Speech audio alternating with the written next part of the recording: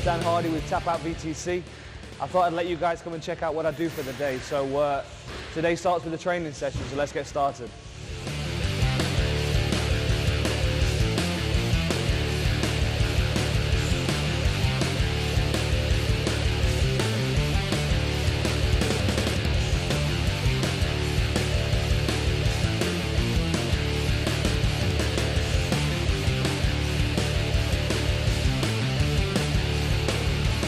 When I get to the gym, I have to go, okay, today my focus is going to be this. It's going to be my jab or my right kick or whatever it is. I need to have that focus, and I need to gear my training around that particular thing.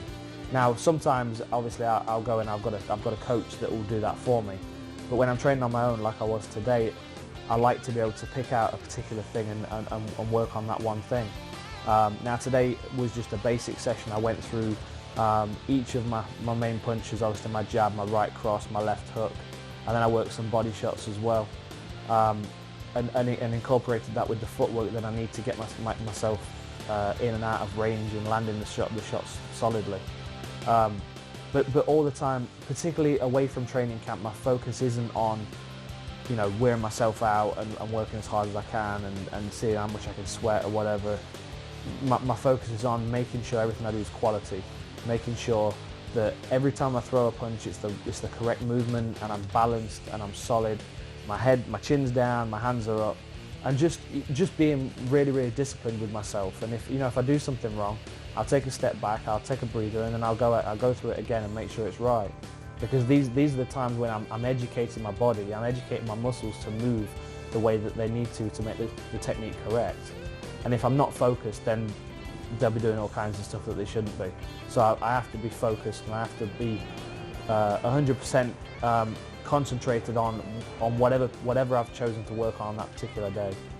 When I'm not in training camp, I like to focus on like specific areas of my game. So I'm doing a lot of jiu-jitsu at the moment with Eddie Bravo, and I'm working a lot of wrestling at the moment. So, you know, I'm focusing on little areas of the game. But when it comes to striking, I mean, I've been doing it for so long that I have to pick out a certain area of the game that I need to work on, or that I want to sharpen up a little bit. And one of the most important things for me is footwork.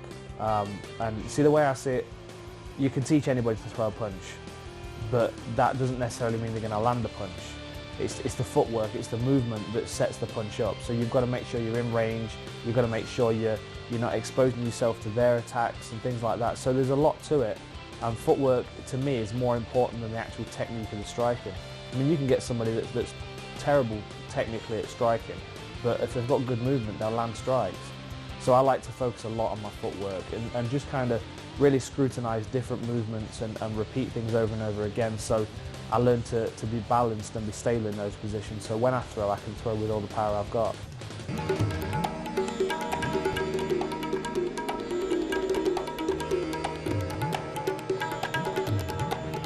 There's the place that used to be across the road from the old Legends I used to go to, and I still go there now, a place called Sultani.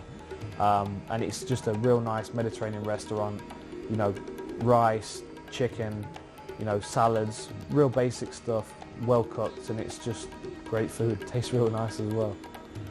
When I'm not in training camp, I don't go crazy with my diet. I have to be a little strict, or I'll be up to like heavyweight in about a week.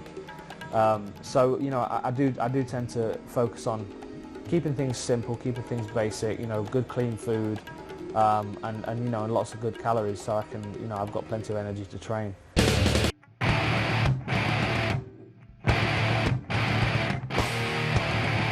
Okay, so I'm not really a flashy car, you know, Cadillac Escalade kind of guy, and I decided I was going to treat myself after my last fight, and I just happened to find this on the way down the freeway. So this is my new toy, my new play car. This is my '69 Pontiac Le Mans. She's called Josephine. I always have names for my muscle cars because the ladies, and you've got to treat them like that. It's got a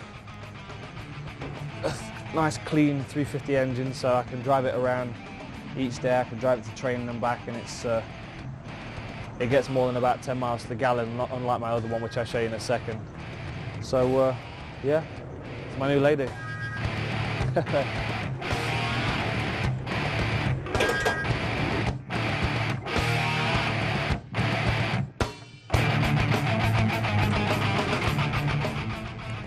So this was my first toy car that I got. This is Daphne. This is a 1971 Chevy Nova. She's a bit banged up, like muscle cars are supposed to be, but this one's waiting to be taken away to be fixed up. I'm going to drag race this one. That's what this is for. It's got a big engine. It's got a 454 engine. So this is the one that gets like 10 miles to the gallon. So I'm not driving this around Hollywood sitting in traffic. And this one's really loud as well. This is you turn the key and you set off all the car alarms on the block. It's that kind of car. But it's really mean and really fast, and that's exactly how I like them.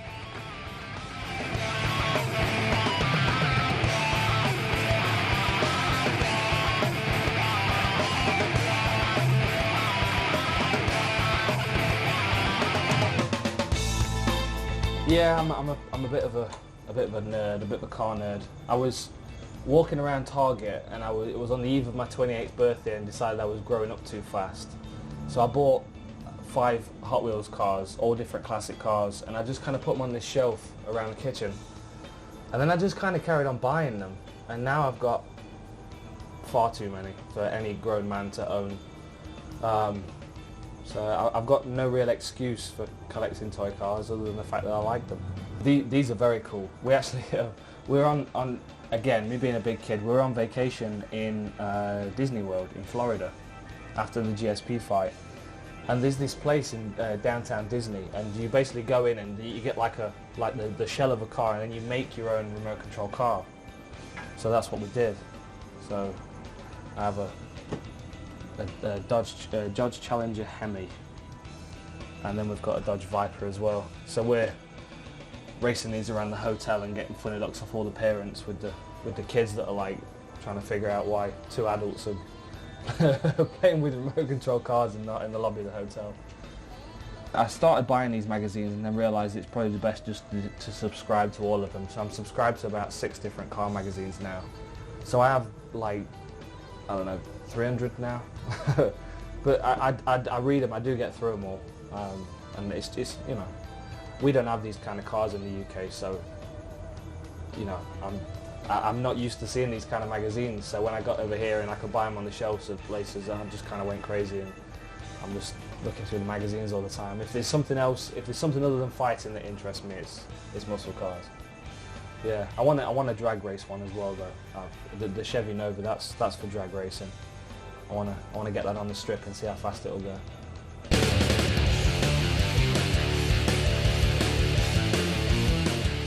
I've got a lot of video games for my Xbox, and one of the new games I've just got is the UFC game, which I'm sure a lot of you are familiar with, so time to go and have a game. I never thought I'd be in a video game, especially one that, like, you know, all my old friends from school would be playing right now, you know. That's really surreal, but it's cool at the same time. And they did a good job as well. It does look like me. I've got better abs on the game than I have in real life as well, so there's someone I need to be thanking for that. This is so much better than the last one. I mean, I enjoyed the last one, but I could play this one for days. Yeah, well, the good thing about the game is that my takedown defense is a little better, and GSP is more willing to take some punches, so yeah, head kick knockout, just how I like it. I've got a game called Grid, which is really good. You can race muscle cars in that, which is awesome. What else am I playing? I've got the Hot Wheels game, which is cool. Resident Evil 5 as well, I'm playing that at the moment.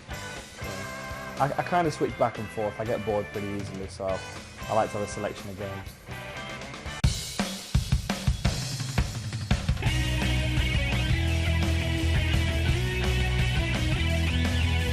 Well, the TapOut signature t-shirts, obviously it needs to be a signature shirt, so it needs to communicate the person that it's representing.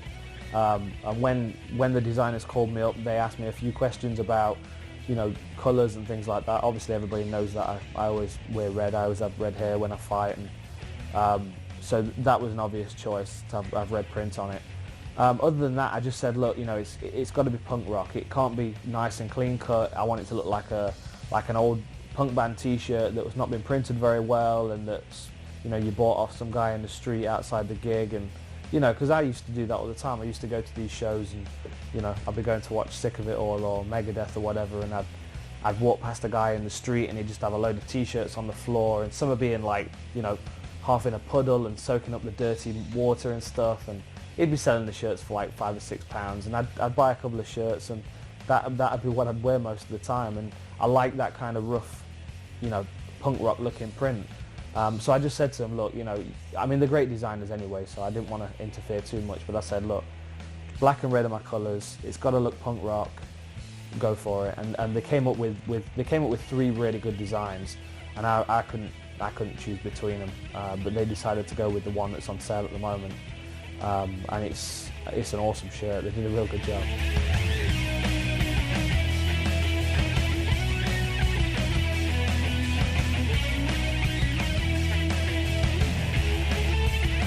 So this was the mouthpiece I got for my GSP fight. I originally had a plain solid mouthpiece with jagged teeth printed on it, and I had a guy contact me through 10th Planet Jiu-Jitsu. He's a friend of a friend, and he said that, you know, he could make a mouthpiece that looked a little more dramatic. The guy works on movies like, he's worked on Wolfman, and he used to work on Buffy the Vampire Slayer and all those kind of things. So he's very good at making realistic looking teeth, but he's not done too many on a mouth guard before, so it'd be a challenge for him. But he decided he wanted to go, and he did a great job, made me a solid mouthpiece, and it's got some real nasty looking teeth on the front. The guys, Bite Defense is the company name now, and now they're going to start making mouthpieces that people can buy. So I'm waiting on my next mouthpiece. We're gonna do another one and make it a little more mean looking than this one, but he did a great job, and I think it looks pretty good.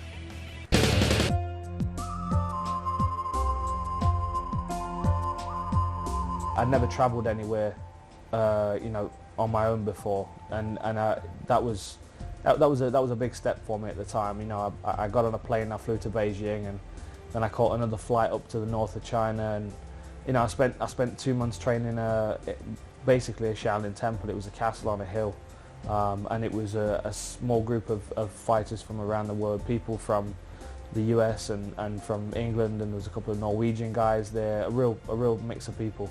And then obviously the monks as well, and that was, you know, 10-12 hours a day training, 5-6 days a week, and it was tough. But to be honest, I think that my life would have been very different if I hadn't have spent those 2 months there. There was a lot of things I learned about myself, and about, you know, my approach to training, that I wouldn't have been as successful as I am now if I hadn't have done those 2 months, definitely.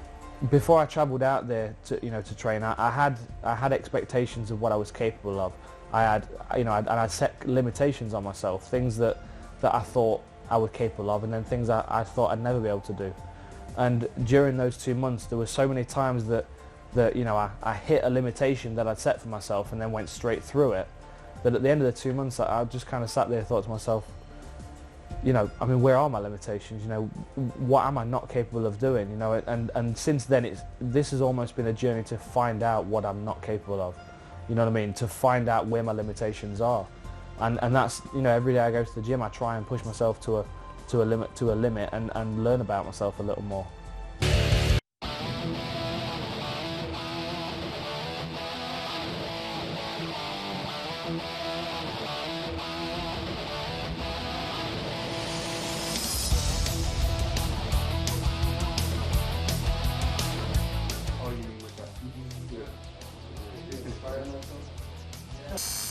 I'm getting some more work done on my sleeve today. I think we're finishing the cherry blossoms off on the back. Is that what you're doing now? No, I'm doing the tail of the koi. Oh, okay. So we're doing the tail of the koi fish, and then I think we're gonna fill it in. Well, say we. I won't be doing a great deal. You did a fine job there. You know, once you've got one, it's uncomfortable when you're getting it done, or at least I think it is. I mean, I don't enjoy getting tattooed, to be honest, but as soon as it's finished, it's nice to step back and look in the mirror and be like, you know, wow, that looks awesome, you know. And then you know, a couple of months later, you want to get something else done, and it just kind of snowballs. I mean, some people get something small and then they're happy with that, but I think for the most part, most people get a tattoo done and always want to get something else after. It gets real addictive. people take getting tattooed very seriously because they've got to live with it forever. Some people find it important to to get something done that means something to them, and other people just like something that looks nice. I like something to have a little bit of meaning to it, but at the same time, it's also got to look cool. So I'm really pale as well, so when the light hits me in the octagon, I look like Casper the Friendly Ghost. So it's always good to have a few tattoos just to kind of give me some substance under the lights. I think if somebody's got tattoos, if somebody's tattooed, it means they're pretty comfortable with themselves and with the image that they're kind of promoting to the rest of the world. Because when you meet somebody and you've got tattoos, they're the first thing that people generally notice. I mean, all girls are crazy, but I think the tattooed girls are a little more comfortable in their own skin, so they're a little easier to deal with. So go and get some tattoos, girls. I got a couple more hours done on my sleeve. I got the koi fish filled in today, which is looking awesome and feeling a little sore. So now it's just the background. Background, yeah. Yeah.